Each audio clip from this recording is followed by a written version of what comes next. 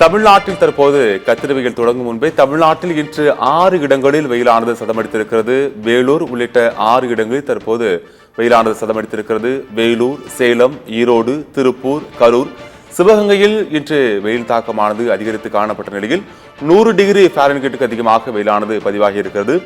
வரும் 9ஆம் தேதி வரை அதிகபட்ச வெப்பநிலை இயல்பை விட 2 டிகிரி செல்சியஸ் வரை படிப்படியாக உயரக்கூடும் என்று வானிலை ஆய்வு மையம் ஏற்கனவே எச்சரிக்கை விடுத்த நிலையில் இன்று தமிழகத்தின் 6 இடங்களில் வெயிலானது சதமடித்திருக்கிறது. தமிழ்நாட்டில் கத்திரி வெயில் தொடங்கும் முன்பே 6 இடங்களில் வெயிலானது சதமடித்திருக்கிறது. வேலூர் உள்ளிட்ட வேலூர், சேலம், ஈரோடு, திருப்பூர், கரூர், சிவகங்கை ஆகிய 6 பகுதிகளில் இன்று 100 டிகிரி ஃபாரன்ஹீட்டுக்கு மேல் வெயிலானது பதிவாகி இருக்கிறது.